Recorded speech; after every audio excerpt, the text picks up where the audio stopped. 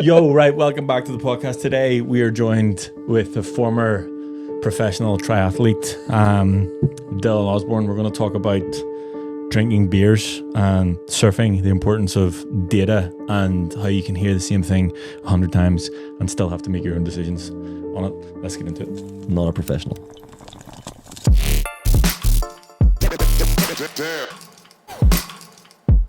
But anyway, we wanted to sit down. I mean, Dill saying I wanted to sit down with him, but I think he wanted to sit down with me because he has been going through the level 0 process and he has been learning along the way and has asked many, in his words, stupid questions. But as we all know, there are no stupid questions. And I thought it was probably better that we just do it in terms of actually putting it on the internet, because he is not the only person that has these questions. So I guess my question to you is, how are you getting on? Good. Actually, Cool, perfect. Thoroughly. Tune in next week. Right, okay, let's take it right back, because we've tried to do this before. I was going to say not record the podcast. We have tried to record the podcast before, but we fucked it. Why are you being real awkward with your hands? I don't know what. As someone who points the camera at people a lot now, He's on the wrong side of the camera, doesn't know what the fuck's going on. Anyway, so we have tried to put you through the coaching process before, so you can get a bit more of an insight as to what everybody goes through. Mm-hmm.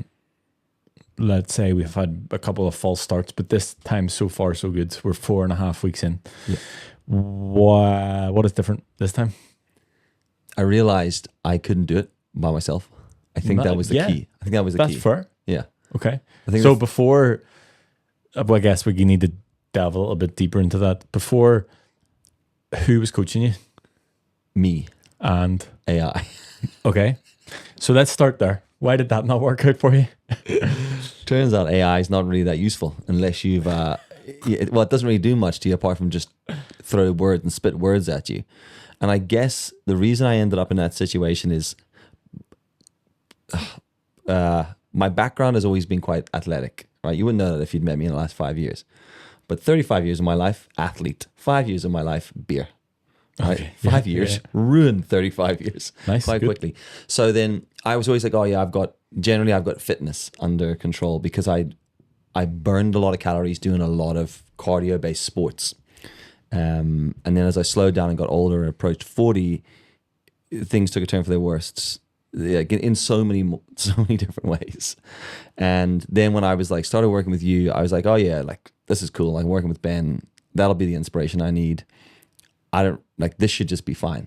Because you come to a gym once a week. Yeah, you're like, pretty much. I'm nailing it. Yeah, pretty much. Like you do the reps, I film you, and then I'm like, whoa, that was intense. I can right shoulder just from holding that camera. So apart from isometric holds with the camera, that I wasn't really doing much. So then I was kind of just going, I don't need this. Like this is for everybody else. I should be totally fine. And then we tried a little bit. I mean, step one was I joined the gym. That was the first time ever.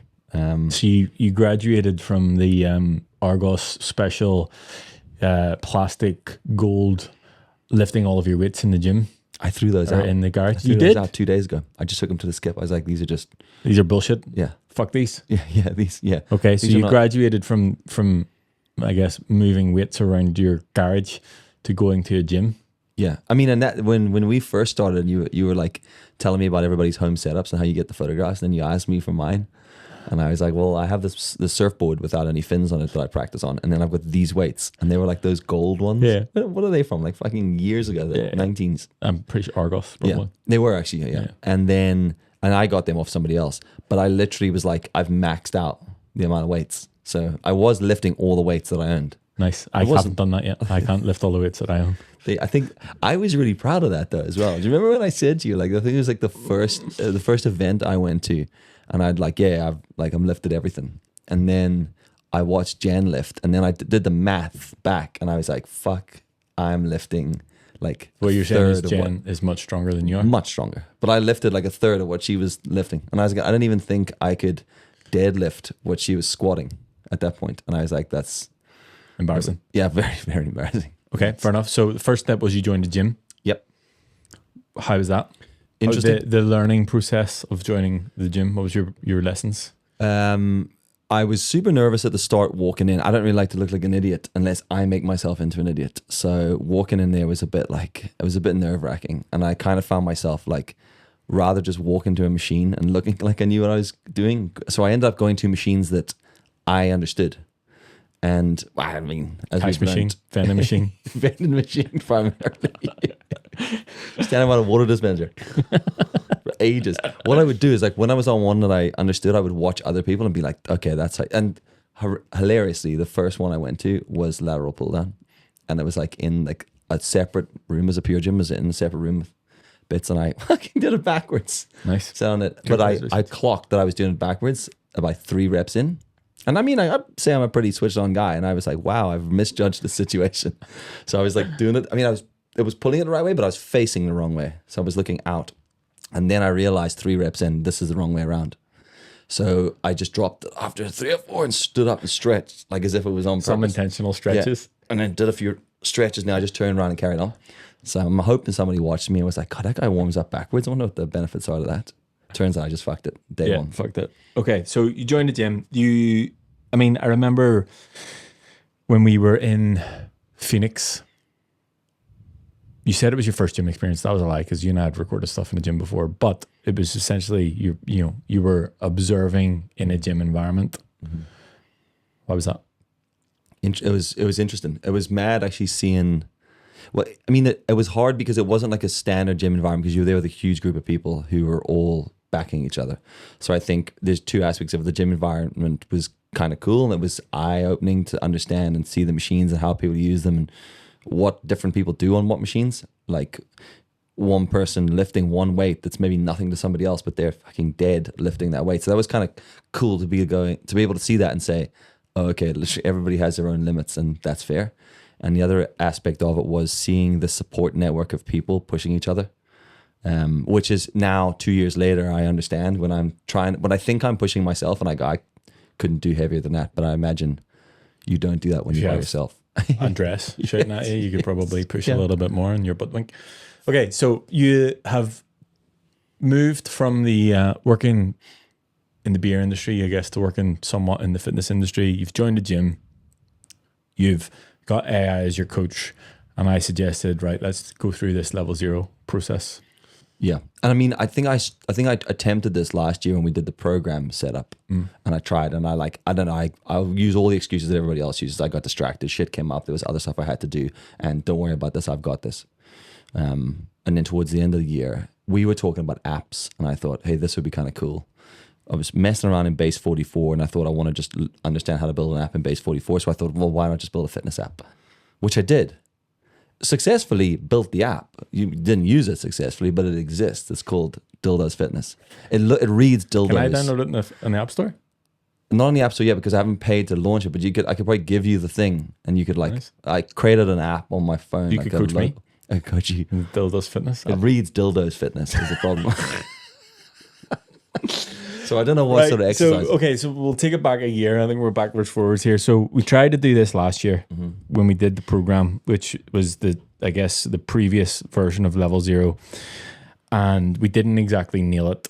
When I say we, I mean you, Dylan. You didn't nail it. I nailed it. Dill does not do fitness. No, Dill did. But from that point, you had joined the gym, and my observation of you last year is you went to the gym more times than you have ever went to the gym before in your life. Yeah, day 1 I doubled that, I think. Good job. Yeah. So well done. So progress was made. Yeah. You didn't exactly execute 100% on the program, but you started going to the gym, and that was progress for sure. Yeah. We spoke about this upstairs, but you said, I guess it was this time last year or whenever it was, that people had started to notice you had lost weight. Mm-hmm. And this time people aren't noticing. Mm-hmm. How's that? It was weird. I mean, I only twigged yesterday because I went to cricket practice and took my hoodie off, and everyone went, all right, Dill, growing the hair out. And I was like, what's left of it? Yes. No one said it but I felt. Were you expecting?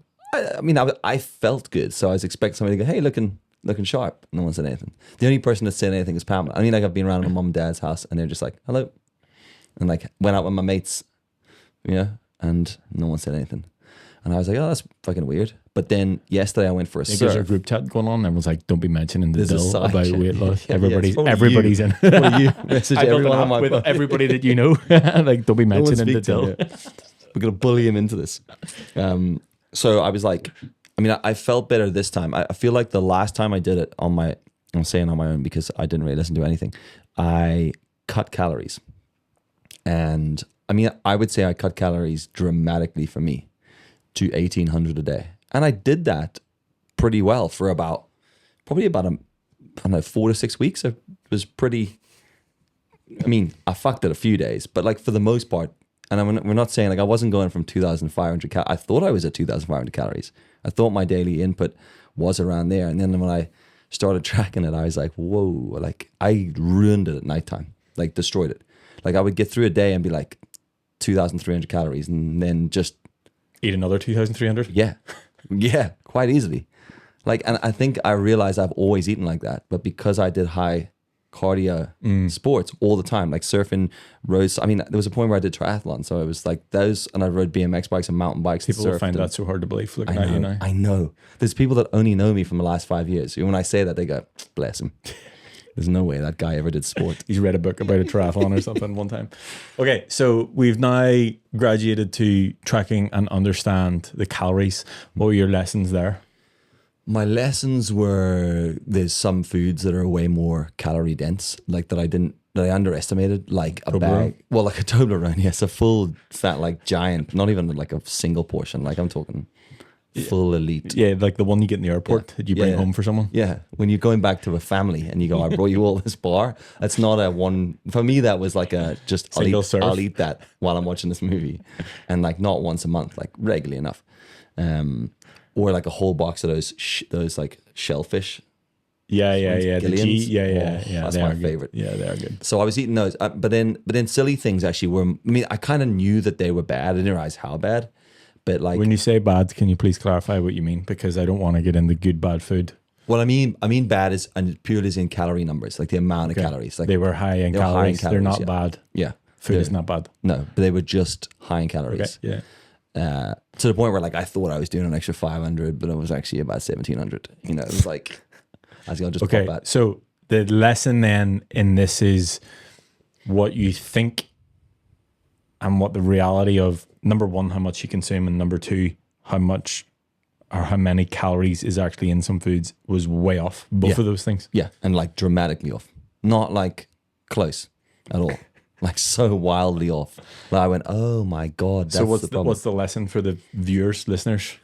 Track your food. Why? Because it'll teach you what you're eating. It'll teach you how the foods change. It'll teach you what's in them, and it'll teach you where your patterns are and where you fail. And I always would say I generally eat quite well, but there's a period of time at night where I was just destroying it, and it was always like after dinner. So what you're saying is like you can eat well, you can eat healthily 80% of the time, but also you can completely fuck that in 20% of the time. And unconsciously almost. You know, you were unconscious. I've eaten so much. You can like subconsciously is the word probably? Yes, not unconscious. You weren't unconscious. I felt unconscious when I was eating it. Fucking subconsciously you can eat it. Yeah, you can really ruin it. I think that was for me as one of the biggest learning lessons learned, if I can forgetting how to speak, was that I was doing this without thinking. And the amount of times, and I've caught myself on now, I'm getting a lot better at it, but like I will eat, like we joke about eating a cake by accident. Yes. And when you told me that story, you laughed and I laughed with you, but I was like, I mean, I could probably eat a cake by accident. Okay. Then go, yeah, I had a slice. Yeah. It was. You ate most of it. Yeah, well, it depends what. Yeah. Just one slice. So the lesson in this is track your food to get an understanding. Now, I will admit, tracking your food's a pain in the hole. Like I do it some of the time, not all of the time, but I have done it on and off for 12 years, so I have a pretty good understanding of food. But people don't like tracking it. People procrastinate on tracking it. It's not necessarily to just track your food because someone told you or you think you need to. There's a learning within it. There is, yeah. And I've changed the way I do that. I don't track it. I plan it now. Oh, okay. And that changed everything.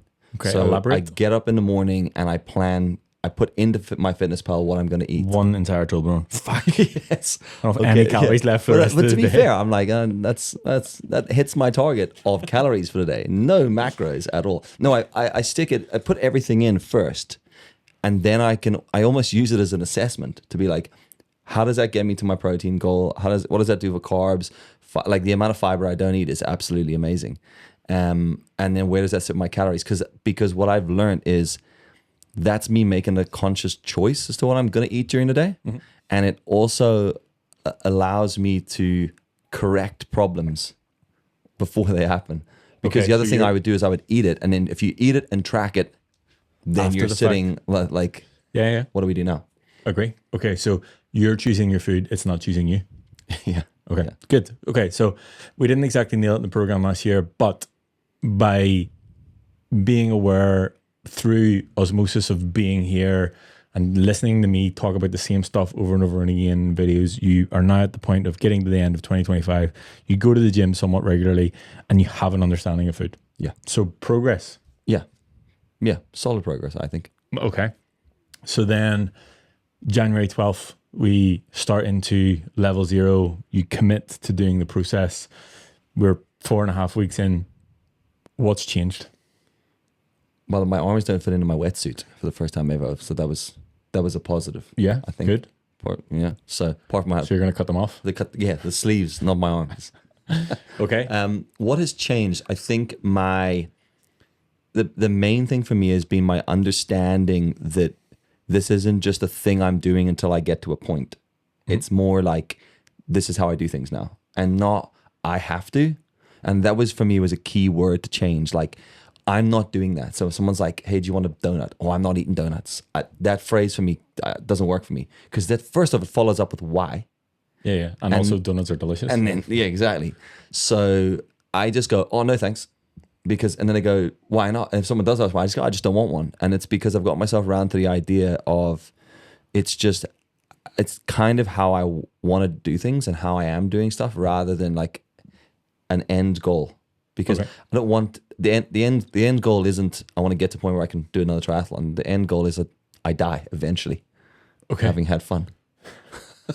Okay. For a long period of time. Okay, cool. Right. End goal is death. Perfect. Right. So it's interesting though, because I mean, obviously, whenever I go through this normally with somebody who has reached out through whatever way they reach out, I'll ask them why they're doing it. And generally it's like, insert whatever reason or fear of death or be there for their family or whatever. But we didn't have that conversation. You've done it because you've just been in this environment. Yeah. Twofold. Yeah. One, you said to me, you're a representation of my brand. Stop drinking beers and eating donuts. That was a good driver though. Like I take a bit of mild bullying as like, positive reinforcement. But yes, the other part of it being that like hilarious. I identify as a surfer. Okay. I'm like, in my mind, I'm a surfer. I'm South African born. I grew up at the coast. I surf. And then sometimes I see a reflection of me in a wetsuit and I go, that guy doesn't surf. Is there a previous version of you that would have seen the current version of you, or not the current, but like the recent version of you and went, absolutely. I mean, there's the current version of me that looks at other current versions of me and laughs because look at that guy. And then Pamela goes, well, look at that bald guy with the belly and the fucking wetsuit. Not far off. She did say that to me one day. She was like, that's not far off what you look like. And I was like, fuck off. And then she was like, I'm being deadly serious. Nice. So that was a bit of an eye-opener, I think, because it was like, I remember I used to ride a lot of road cycling as well. And I remember cycling with my brother and we're going up like what he would call a hill, I would barely call a bump. And he was fucked. And I was like, what is wrong with you? Like we could do this all day. And he was like, he stopped. He was like, I physically can't. And even out with my wife on walk, sometimes she have to stop on a hike. And never understood that. And then I got to the point where I was that. I say, oh, I'm depleted now. I've hit a wall. And I never really hit walls. I could let my stamina. I could just keep going for ages on bikes, boards. And now I remember younger, like mid-20s to 30, I could paddle in the water for 3-4 hours. We're now like an hour and a half session and I'm fucked. And I had a real eye-opener a couple of years ago. It was in the middle of it. I think for me the problem was the pandemic happened as I started working in the beer industry, and it's not that the beer industry is to blame for it. It's just that I got absorbed into that and drank a lot more and did way less activity. And that combination, as I hit 40, approached 40, all was a problem. First of all, the pandemic was 5 or 6 years No, I know, ago. but that was where the shit show started. So Okay, right. So that's important because I think for me, I obviously I come from the other side of it, of like always having to try and gain weight. And I often wonder, like, there are times, probably this time last year, if we look back in reflection of the Cleveland video, that like that's I'll say the biggest version of me. And I often wonder, like, is there not a point that, you know, as you're gaining weight or becoming somewhat unhappy with how you look and feel, that you catch yourself on? Do you mean, so like it's obviously been a gradual going from being a triathlete to yes, representing someone who works in the beer industry. So like what, you know, how did you not realize? I have no idea. And you know what? I would be super critical of people like that as well. I'd be like, there's no way. There's no way you didn't just get up. When I genuinely, I actually said to Pamela the other day, maybe it's not the tumble dryer. Like, for years, I was like, it's fucking tumble dryer, shrinking everything. Tumble dryer in my clothes. Yeah. I don't even own a tumble dryer. And I used to blame it on the arms, but then I got a measurement thing done today, and some guy said you got short arms. So I was like, fuck, maybe the short arms have always been an issue. Yeah, tumble dryer. Fuck them. But I mean, like, I actually don't know. I think you just tell yourself stories, don't you? And I always used to laugh about going, like, if I was going out somewhere, because as someone who takes photos and videos everybody else, I'm very rarely on the other end of it unless I'm doing it. So if I have no problem being on camera, but I film myself. When I film myself, I have control over my angles, and I'm very aware. You know your good side. When someone else takes a photo, I'm like, there must be something wrong with that, because I left that house looking like a stallion, and I look like an overweight gorilla in that photo. But you say this about whenever people look at their photos and be like, can you make me look good? And you're like, that's what you look like. That's what you look like. like. And it is a harsh truth. And then when I see someone else's photo, I'm like, fuck, that's actually what I look like.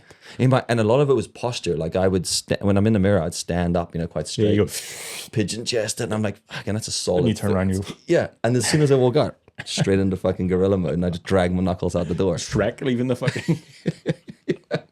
So right, I think it just happened, and gradually happened, and I think it was a bit of like denial. I guess you just don't want to admit it.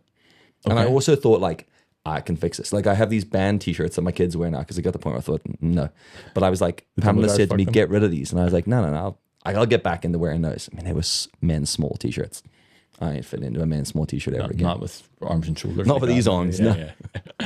Right. So it was a gradual process, and then we haven't mentioned like the actual change in terms of like weight lost. So last year you said that you lost weight. That's when people noticed. Like, what has that process been? Okay, so I think like there was a hilarious time that you and I were the same weight. Yes, there was. That was wild. Two very different shapes. Yes, identical. Both pretty much 100 kilo. Yeah, one of us 100 kilo in upper body, and the other around the belt. Right. So how much, I guess, total weight have you lost, if we want to talk about that? I mean, total weight. So I think for me, if I think like, I mean, what's the conversion? Well, I always look back at when I was fit and surfed and that, and I was about 11 and a half stone. Minus. No, I know, but I mean, like, I'm just thinking like, because back then it was stone, right? So it was 11 and a half stone, whereas now I'm about 14.4. So that's what I gained since 25, right? In weight. That's a hell of a lot of weight to have gained over those years. But I was since skinny. You were 25. Since I was 25. Not 2025. No, not 2025. No. None of us were doing it all wrong. Are you just eating Toblerones? Are you doing anything? Okay, right. No idea what a stone is. So that's what I'm saying. So I'm 90, or right now I'm 95 kilos.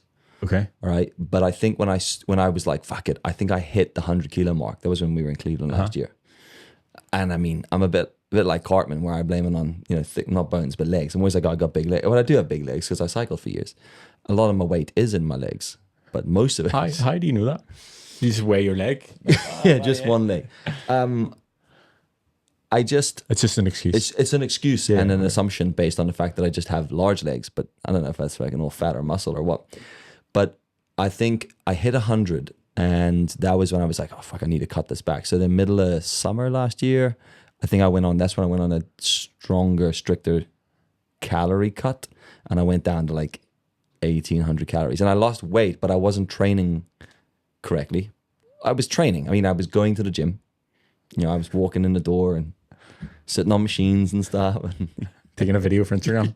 Okay, taking nice. a photo, saying things like, "I'm at the gym today, guys," but sort of aimlessly walking about, being like, "Yeah, I got this. Like, I've watched enough of these boys." I think I did one session in Germany with Tyler and Phil and Andreas, and I was like, "Right, That's it. I know the everything gym now. Yeah, Gym okay, ticked." yeah. So I did that. So, but it wasn't really. But the main thing was I was eating like the wrong food to do anything with. So I was just cutting calories and getting tired, and it was fine. Like I lost physical weight, and it like dropped around my face and everything, but it didn't go. I got to a point where I was just tired and bored, and it wasn't like a beneficial. I just dropped weight. Whereas this time around, I was eating more. I mean, when I started with this thing with you, you put me on more calories than I was eating at that. And I think I stuck to 1,800 calories for about 6 weeks, and then I just gradually went back up till we got to winter, and then Christmas came, and I did the whole, oh, it's Christmas. You know, a box of mince pies is fine. It's the pandemic, like I think, or whatever. Yeah. Insert whatever excuse I need. So then I think when you put me on like, I don't know, 2,200 or 2,100 calories, I was like, oh, that's fucking more than I had in my fitness pal. But you were He's like, fucked it. He doesn't know what he's doing. doesn't know Oh what my, cancel the whole thing. How did he become a coach? And you were like, ChatGPT said. yeah, well, yeah, that's the thing is, and I like understanding what I'm doing. So the problem is then I get into analysis paralysis where I start I'm like, oh, I want to learn more about that. Which is another excuse. Yeah, it is an excuse. Then I thought, well, I'll just do what he's fucking said to do. Nice. Good job. Which is good. Yeah. So I was like, I'll just do it. And then you were like, eat more protein, you absolute clown. Now, that's been a huge thing for me is understanding the macros. And I remember there was a big turning point for me from the people, the cult, the community, right? Yeah. Where I got rinsed on one of the calls about me arguing with you about beer, because there was a point last year when I was like, I don't really feel like anything's working, and you were like, stop drinking so much beer. Now, I don't drink copious amounts of beer, but I would have a beer every night, and you were like, just stop drinking beer. Like that's your main issue here. Like you're cutting all this other stuff out, but if you're still drinking all these beers. And I was like, nah, beer's not a problem for me. Like I always looked at it as like an alcohol thing. I'm like, I don't have a problem with alcohol. Like I've never had an issue. Like alcohol's not an issue. And then you called me out on one of the calls with the guys, and I was just filming something, and then you were like, come in here a second. And then you explained this to the guys. And then Thomas like hit me with this line, which I don't really think he realized hit as deep as it did. And he was like, well, why do you have a beer every night? And I said, I just like to, it's like how I close out my day. I'm like, fucking successful day. And I never do it on a day. I wouldn't be like, that was a shit day, I need a beer. But I'd be like, that was a cool day, enjoyed that, crack open a beer. And then he went, why do you need a beer to close out your day? Why does that? And I was like, fuck off, Thomas. Like, you mean like, it's not that deep. Turns out, fucking 4 months later, I had just thought about that comment, and the comment you said to me, which was, it's not the beer, the one beer, it's the things around it. Mm-hmm. It's the mentality of stopping yourself doing something that you like because it's hard and actually achieving that, and the things that come off the back of drinking the beer, eating the packet of crisps, the eating the fucking hot cross bun at 11 p.m. because you're just like, so it's all those little things. But that comment from you and that comment from Thomas sat on me for like 3 or 4 months. More than that. 5, 6, 7 months. More than that. Because for full context, there is a beer in the fridge next door, which is from July. Yes. Which means we had that conversation before that, because I got that specifically because of that conversation. So like 10 months that has been going around your head. Yeah. Which shows you how off I am on the numbers. Maybe my legs aren't muscle. So the beer I mean, may as well just get into it now. My thought process around this and how the conversation went was, it's not the drinking of alcohol. It's not, I openly admit I enjoy a margarita. And when someone asks me, do I need to stop drinking? It's not the consumption of alcohol. It's not even the calories consumed from the alcohol itself, but it's the behaviors around it, the environment it puts yourself in, and everything that comes after. And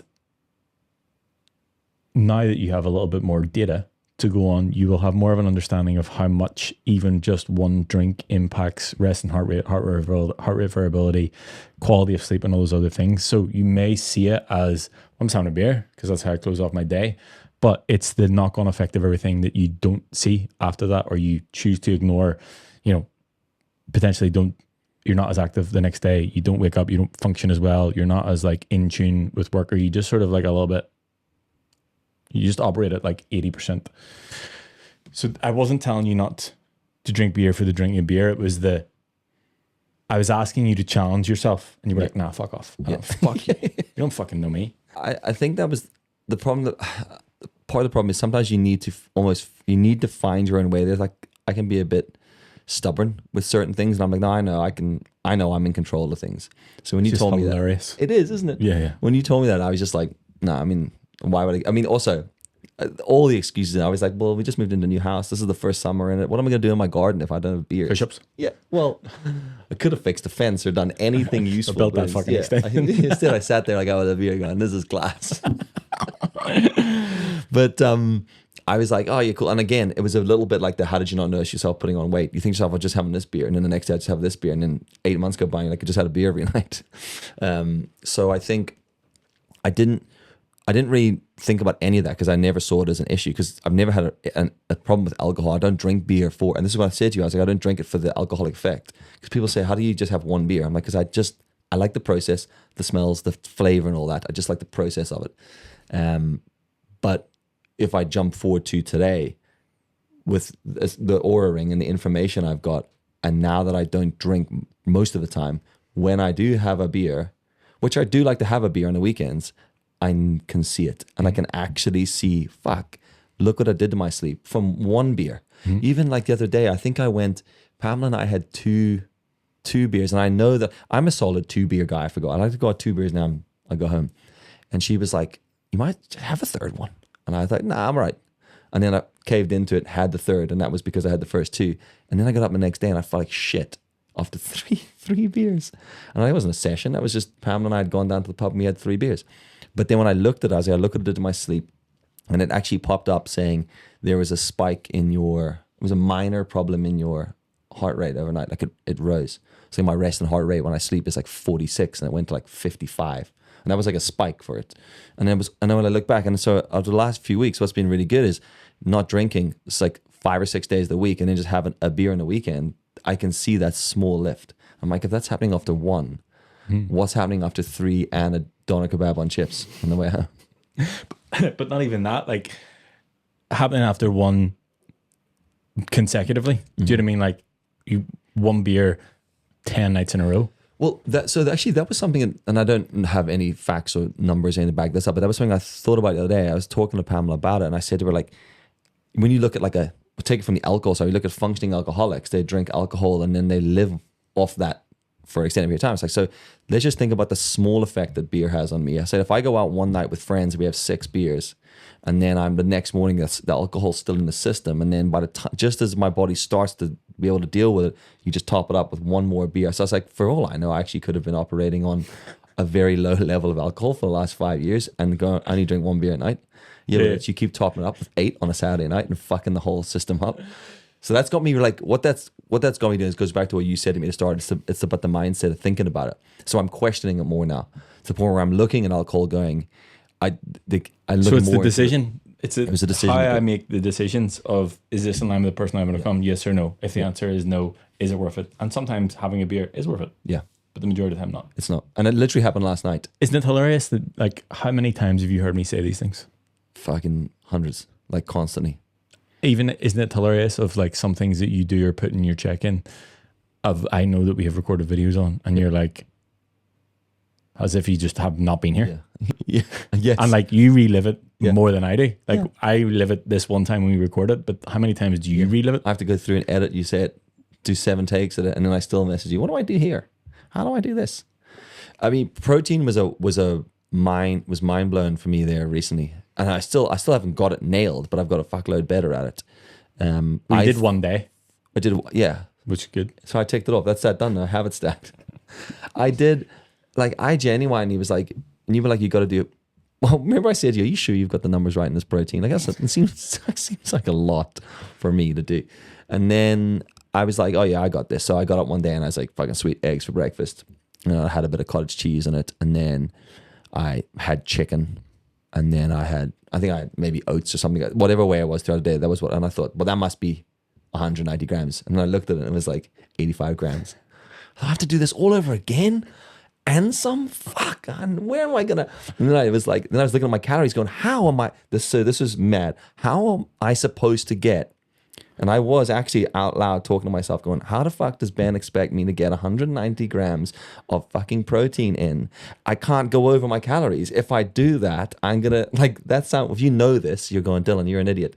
But at that point, I was like, this makes no sense. The math doesn't. The numbers are wrong. He's wrong. Yeah. It's impossible for me to eat that amount and stay within these. You come to me and be like, listen, I don't know if you understand math, but there's no way that I can get 190 grams of protein in 2,200 calories. You fucked it. Yeah. Please fix these numbers. You tell me where I fit this in on this massive bowl of pasta, because this makes no fucking sense to me. And then I was like, I know that we were joking and you're learning this as you go, but that's like, I get asked that quite regularly. Like, how am I supposed to do it? And I'm like, well, I mean, technically you could get 190 grams of protein in under less than 800 calories. Yeah. So you still have the rest of them, 1,400. Yes. Beers and Toblerone. And if you, and actually that when I was thinking, it starts to jump back a bit, but I remember Mike Todd said to me when we were talking about the macros thing, I think he messaged me afterwards and he's like, I have the same problem sometimes with the beer thing. And we were chatting about the beer and he says, as long as you're hitting your macros, then what's the problem if you have a beer? And then I was like, yeah. But I wasn't hitting my macros. I wasn't even near my macros. He was thinking I was agreeing, like as if me and him. And I was like, no, he was hitting us, but I wasn't. I was at my macros, 39 grams of protein, 700 grams of carbs, all beer. 12 beers. Oh, yeah. So I was like, fuck, okay. And I think like when I worked out, I was like, oh, hold on a second. I reduced the amount of carbohydrates and like unnecessary fats. So if I plan this protein forward and then build the meal around my protein. I grew up on it. So familiar. Doesn't it? Yeah. Like I heard a guy say that once on some YouTube channel. I don't know. He didn't look like a hacker to me though. But I grew up on a carb heavy diet. Like my family is like, I mean, I told you about this today. I went to my mum and dad's for stew. And so you're blaming? I'm not blaming them. I'm saying that's the situation I grew up in. Mm-hmm. So it's not the blame, but it's just like I grew up eating, a lot. Like Pamela's never understood why I could just butter 5 slices of bread, white bread. It's delicious, but like again, it's like the beer situation. We do it every night. And like when I went to my mom and dad's for stew the other night, and they made us a huge bowl of stew, and then they served like 4 batons of garlic bread. Now, at this point, I would like to speak directly to you. Yep. Has anybody, please, somebody back me up. In what world do you consume garlic bread with stew? I don't, by the way. Just for the record. You do. You did. I mean, I did that day. Did? I did that day. And what was on the stew? Oh, soy sauce. Get this. So this is funny though. At this point, I think this is made up. I said to my dad, "What's with the soy sauce?" And he's like, "You never had soy sauce on stew?" I was like, "Why would you do that?" And he goes, "As I eat my garlic bread with my stew." Their example was, it's like it gives you the salt flavor, but you don't have as much salt. And I'm like, "But you just ate a baton, like an entire leg of fucking garlic bread." So like cultural extravaganza. Yeah. Chinese Irish stew. Fucking anyway, sorry, totally carry mad. on. But yeah, so I grew up eating a lot of bread is what I was getting at. Like we would have like, we would have like a bowl of carbonara and I would have 4 slices of white bread with that. Like standard even. Elite. And it is. Well, at least there's egg in carbonara. Yeah. And cream. One Admittedly, egg. I put cream in my carbonara. I know that. I don't put soy sauce or garlic bread. So, but garlic bread would be some better suited to carbonara than would stew though. Yeah, but not soy sauce. No, but I mean that for me was like I grew up on a more carb reliant diet, and I think I operated on the energy and the sugar from carbs. Mm-hmm. So when I cut back to do protein, I was fucking knackered for a week. That's when a lot of the doubt came in. Where I was like, he doesn't work this out. This math ain't math, and I feel fucking wrecked. Like there were days where I was like at 9 o'clock. I was so tired, and it was actually Jen that was like, I was chatting to her about it, and she said, yeah, like I think I was like the crash or something while you're transferring over. And then once I got used to it, then I was like, okay, now I understand how my body operates on protein rather than carbohydrate being the main source. Mm-hmm. So I build the dishes backwards now. I'm like, what's the fucking protein source? And then... Well, no, you don't build them backwards. You build them I build them forward, sorry. Yeah. Old Dill would say it's backwards. Yeah. New Dylan says I build them correctly. I build the protein, then I do the rest. Whereas before I'd be like massive bowl of rice, a little bit of chicken on top. And then soy sauce. But now I'm like chicken and some rice to accompany it. Okay, good. So now we're having a little bit more understanding around food and how it makes you feel. And you said something to me on the way down the stairs about having the data and having the information and being able to like look at how you feel certain days and being able to go, okay, well, what did I eat? How did I sleep? What was my, what's the data? What's the information saying? You're addicted to your Aura ring. Yeah. So the important, and I guess the reason that I say this is because I know that there's friction in tracking the information and people don't like the check-in sheet and they don't like the information. But for me, it's a case of this is what we use to like determine what's going on. Like for me to make changes, but also for you to get understanding as to how these things impact you. So whether it's, if it is a beer or, you stay up late and, or you're not hydrated properly or you eat like a fucking asshole, all of the pieces of the puzzle put the picture together. Whereas before, like, I don't know why I feel like this. Garlic bread, beer, Toblerone. Yeah. What garlic bread? What beer? What Toblerone? That's the problem. Yeah. Unconsciously eating. I love the spreadsheet. I hated it when I first opened it. I was like, this is fucking bullshit. Like, you want me to fill in every box, like on these 7 million pages? And then when I looked, I was like, this maybe 3 pages. I have to concentrate on the rest. Or you were like, the rest auto-populates. Yeah. If you do this and don't change things, like I did at the start, I'll just adjust that. You were like, lock. He's not allowed to do anything. Just thumbprints now. Idiot guy. Just use colors. Blue, green.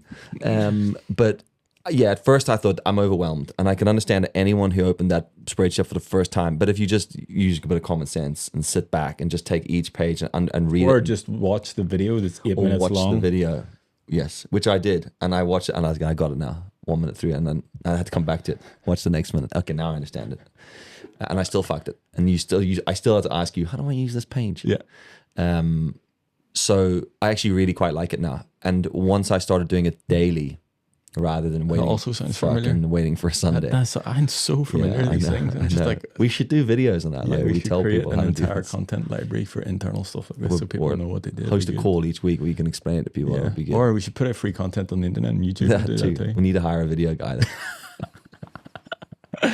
So the information in the spreadsheet, you do see now the importance. Yes, of it. Being able to look back at it's really nice, which is silly because I've been And using even like, Strava for years, and yeah. I understand it. But even you're saying being able to look back, it's only been 4 weeks. So you can imagine in 4 years' time. Because I said this the other day, it's like, yeah, okay, right, day to day, week to week, like it's cool to be able to see all this stuff and information. But in 3 years' time, if we're going like, okay, right, well, I want to insert whatever goal. I'm like, oh, well, this is what we did last time. So we sort of know where we're at and what to expect in terms of energy, mood, ability to focus, like how long we can push. And I've said this for myself, like, I don't like the idea of like a slightly discomfortable, like long-term fat loss phase. I like this is going to be brutal for a very short period of time. Just suck it up and get on with it. But I've learned that over time for myself. I mean, like I would rather really, really, really suffer for 6 weeks and get the job done than like just suffer a little bit for 6 months. Fuck that. Which is funny because when you spoke to me about in like summer last year about not drinking the beer, it's like you were like, I'm asking you not to drink beer for 12 weeks. And I was like, the rest of my life? Never again? I love being. You're like, 12 weeks, dude. It's just 12 weeks. And I was like, there's no fucking way. Like, what am I going to do for 12 weeks? I'll be unconscious. And I genuinely, when you said that, I was like, there's no fucking way. But now I'm like, yeah, I think I could do that. It makes more sense to me now. But then I think back, like, when I looked at you in Cleveland, and then you just said, I remember in the gym, and it's on camera as well, but you said to Dave, like, we're just going to go on a cut. Yes, that was hilarious. And then me watching back on that and be like, the boys are going to cut on Tuesday. I'm like, thank fuck we did. But it's that just like ability to make, it's that ability to make the decision. But also, but the thing is, like, what I learned from that is like, this is just it's just an ebb and flow. It's just a thing, but you can control it if you look at it right. So like, you weren't bulking up on Toblerones and white bread. Maybe you were, I don't know. But no, I wasn't. You were bulking up correctly for a reason, and then you were able to control it and bring it back down. But it wasn't like, oh shit, I've got big, I need to cut. It was like, I'm going to bulk up and then I'm going to cut. So I was like, okay, there's a bit of control in this. So while looking at it, all saying, control. Well, yeah. And it isn't going... You were just out of control. Yes. And now you're a little bit more in control. Now I just have a sheet of paper telling me I'm out of control. You fucked it yet again. But yes, I think that was for me. I was like, okay, these are actually choices that you can make to do these things. It's not like you go... And I think that's a bit maybe that a lot of people probably have the problem with, because I had it, where it's like you say you're going to cut and you're going to be on 1,800 calories. Then you go, It feels like when someone tells you that, it feels like forever. You want me at 800 calories forever? Which is hilarious because when I talk to other people about things outside of this, I would be like, obviously it's just a temporary phase. You can change these things. Some things are not forever every time you do these things. Unless you cut your arms off. Unless you cut your arms off instead of, there's just leg days forever. Okay, so we understand the sheet now. We understand the importance of it. We understand the data. I think that the message within this is you've been in this environment, I guess, somewhat for 2 years. You've heard me say these things hundreds of times, been on calls, at events. We had the beer conversation. But the point is that you, in your nature of overthinking everything, you came to the decision yourself. Whereas me telling you not to drink beer, like, fuck you. Yeah. Whereas you're like, well, actually, now that I have not drank beer, I actually feel better. And then you get to the point where you're like, well, if I feel better doing this, then what if I did this? And then it's that sort of gradual build upon things. It's not just that because I told you you've done it. You've come to the conclusion yourself somewhat. Yes, but I do think that has got something to do with stuff we've filmed before and you've talked about, which is the risk for me wasn't enough. Yes. And I think that's why I did it that way. And I don't think that's for everybody. And I think I understand that now. Like, I wasn't in an immediate threat. So when I looked at some of the people that you deal with who are like, my doctor told me I'm going to die, I'm like, that person just needs to shut up and listen to what you're saying. Other people are a bit more like me in that. And I was like I wasn't taking the threat seriously. Yeah. And I felt like, and I would say to Pam, I'm always tired and I'm always sore. I'm still always sore, but I'm a lot less tired. But I'm sore for other reasons now. I feel, like I said to her the other day, I was like, I am so tired I did stuff today and my body feels like it needs to sleep, rather than my brain is so fucked and foggy that I need to go lie in the dark. Mentally tired versus physically tired. And physically tired is what I grew up with. I would do a sport and then that's a nice But I tired. think that there, when you're physically tired, but it's hard to understand when you're mentally tired. Yes, very hard. Because you put it down to everything else. You put it down to this person annoyed me, or the traffic was fucking busy, or I had so much shit to do, or you don't understand how hard this is for me. Yeah.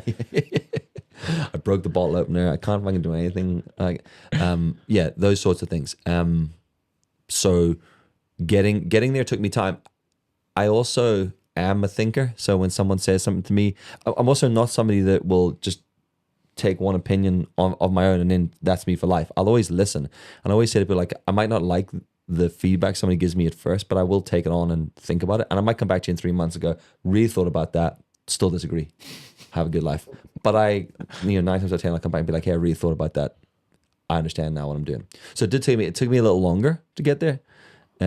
But I do also just think that was a combination of the risk wasn't high enough. And because I live it every day with you, I forget that it's not. I mean, there's that photograph of you and me wearing almost identical outfits. It was the uniform at this point in Philly airport or something like that. And we're just standing there and it's hilarious.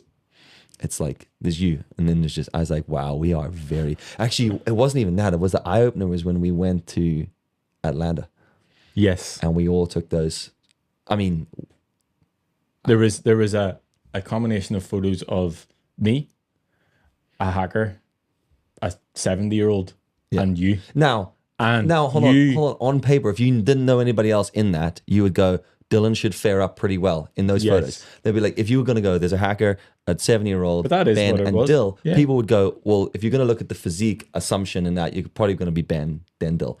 But you understand that hacker was Dave Kennedy. But it doesn't matter. No, I know, but just saying, you make an excuse. Yeah, it is an excuse. But then that hacker, but for hilariousness, Dave Kennedy and fucking Diamond Dallas Page, and then me, the upside down triangle.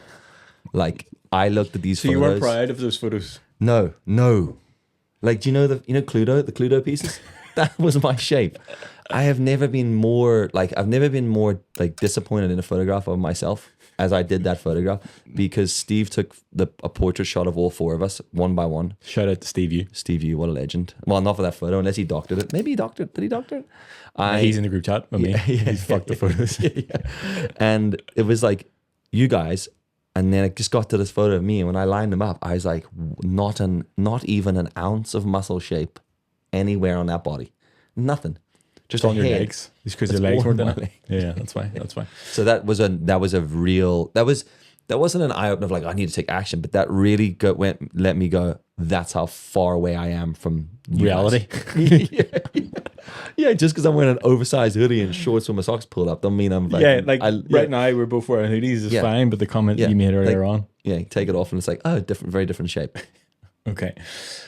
Have we given any value? Do you want to like share with the people? Do you have any questions? Why are we recording this in the first place? What are you doing in my living room? Well, yeah. I don't know. I thought this was interesting because I felt like I had it, like I could do it. I was like, oh, I can do this. And like, I just need a bit of, I think I just built this app and AI. And look, the app I built was really good. And if I was going to tell somebody else to build an app, I'd say, just take the workouts that Ben gave you and just build it into an app that you can use as the tick list. And then you can just fucking fill it into your sheet when you get home.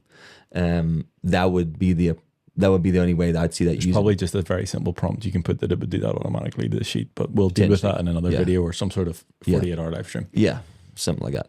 But for me, I think the main thing was like, I needed to follow the process of somebody else who knows what they're doing. You needed to trust the process. Yeah, wildly. And I have actually said that to myself a couple of times here where I've been like, oh, for fuck's sake. And then, I mean, even as silly as a push and pull day or an upper and a lower day and like actually how they work, because I would have just gone in, done what I thought were all the same muscle group. Turns out I did a whole bunch of random shit. And it wasn't rebuilding. Lat pull facing in, lat pull facing out. Yeah. Lat pull on my back with my knees over the bar, just pulling down. And then I think it was when I did the first week where I did all 4 work. I mean, by the way, 4 days is actually quite hard. Yeah. I understand now. To do it once, cool. But I remember when you were joking about Dave wanted to go from 6 days, was it 6 to 7 days? Yeah. And I was like, I'm sure if you're doing 6, you're doing 7. But I was like, fucking 3 to 4 was hard. Like I was actually quite knackered after 1.5 weeks of that. I was like, fuck, this is quite tiring. Do I have to do this again tomorrow? You have to do this again next week. Yeah. Another 4 days of this? Am I not ripped yet? So I think by building that, I could those are the exercises. I can work this out myself, but nothing pushed me to do it. There was no motivator. And if I ticked complete, the app looked pretty good. But when I ticked complete, nothing happened. The app didn't do anything, and there was no other person. It wasn't like the app developer phoned me up and went, nice one. You ticked, or like I couldn't ask it questions. It didn't push me. I didn't give a fuck. It was just a pretty looking chat GPT. Yeah. Like it pretty very loose. But I mean, it meant nothing. There was no depth to it. There was no connection to it. There was no, I didn't care. It didn't care. Where like there's that little bit of like, fuck, I have to fill this form in. And I'll be honest, it went through my head. I was like, I'll just put in 2,100 calories here. Not telling them about that little donut. As if you give a fuck. Well, yes, true. There are a couple of elements in that. I haven't done that, by the way. First of all, if you don't track the food and you consume it, just because your MyFitnessPal says that you're in a deficit doesn't mean you're in a deficit if you don't consume the food. Second of all, I don't give a fuck. Mm-hmm. Like, I mean, I do give a fuck, but whether you do the thing or don't do the thing, it doesn't impact my life at all by any stretch of imagination. Number 3, as if there is a world that you would have just been putting in these numbers to like look like you're hitting the thing and nothing was happening, and I'd be like, Dylan's really broken. Maybe I would have just fucking called you out straight away and be like, nah, this is bullshit. I've done it before. So yeah, I mean, I think for me, right, maybe other people feel the same way, but if you can look at MyFitnessPal or the check-in sheet as your own research for yourself rather than homework for a teacher. You know what I mean? Like because there was a bit at the beginning, like, and I think when the first couple of times we sat down doing this, there was a part of me that didn't want to be accountable to somebody else. Yeah. So when you were like, you got to do these things, I was like, well, I don't really want to fucking, not even just, but not fuck you, but just fuck anyone who's not me. And I'm like, I don't want to be accountable. I'm like fully grown out. I'll be accountable to myself. And then it like the whole thought, yeah. 1 rep, 2 rep. And the thing was, I was like, I don't want that. And yes, there's a part of it is like, I wasn't sure if I was actually willing to commit. I didn't know if I had it in me to actually sit down and do it, to do that hard work. But filling out a spreadsheet, this is so hard. Well, no, that's not the hard work. The hard work, like picking up the spreadsheet. it was physically like committing to it, actually sticking to the gym and doing the food thing and like actually bothering. Like that was like, oh, it seems like a lot of work, and like my threat wasn't high enough. But when it came to that felt like homework. That was like, so if you think of it like that, you will go, I'll just lie here so that he goes. So I get A+. Exactly. Yeah. So that my 100% compliance. Exactly. Where I was like, there's no point in doing that here because I learned nothing from this. So by putting in the correct things, I realize where I fuck it up and how I can fix it. And one of the biggest wins for me is I had a shit day the other day and it was 2,900 calories. And I was like, fuck, I was so bummed out about that. And then when I looked at it a couple of days later, I was like, a shit day for me this time last year would have been like 4,200 calories. Easy. So I was like, that's not that bad in the bigger scheme of things. I wouldn't have known that if I didn't have all those days written down where I could look back and go through. And now I'm at that point where I've completed on my fitness pal like 40 days or 38 days. I mean, so now I'm like, well, that I can't get rid of that. Yeah, this is the detriment to that is like I remember getting to like 700 days and then missed one. I'm like, well, fuck that. Never doing that again. That honestly. Cancel subscription. Yeah. No point now. Yeah. Yeah, so that's been quite an eye opener for me. I think it was like, don't look at it as homework, look at it as research for yourself, because that's what you're doing. I think that comes up, but like that's the sort of advice I give my kids when they're in school. I'm like, you're in there to learn. You're not just there to tick a box for a teacher. And I think that's the same thing here. Don't look at it as you've got a teacher or someone looking out for you, or looking at you for your mistake.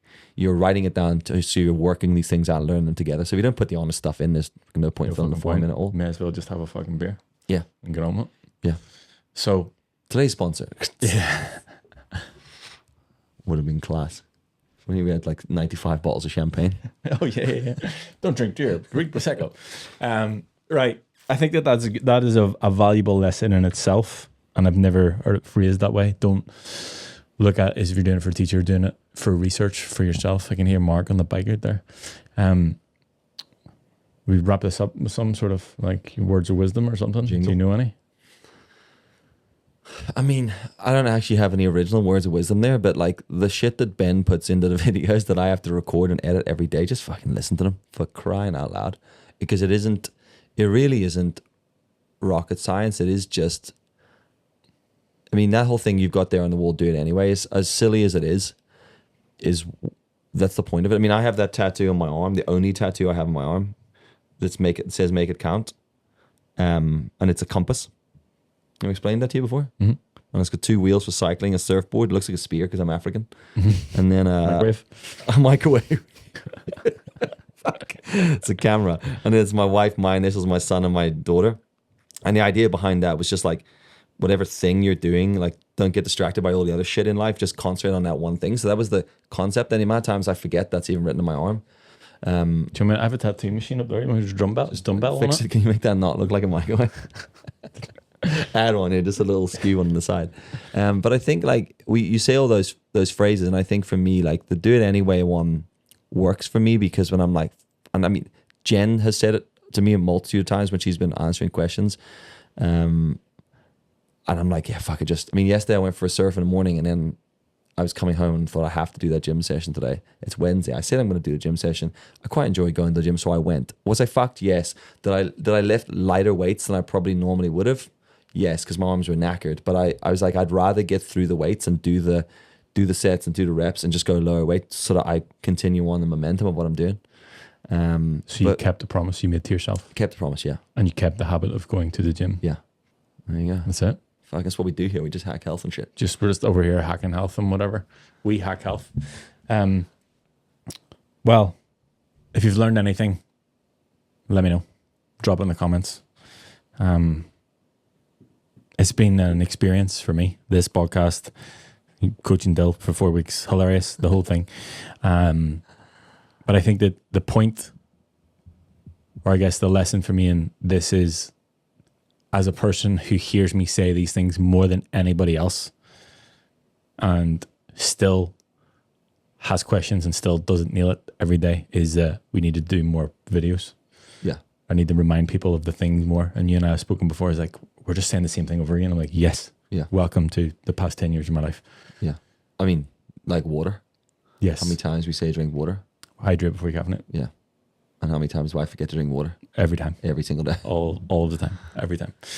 So yeah, that's been it. Thanks for this recording it and whatever. It's cool. It's good fun. I think if anybody has any questions as well, like topics that we could discuss for people, that'd be hilarious. Just me and you talk about topics. Yeah, other people can throw their questions and topics if they need us to discuss it.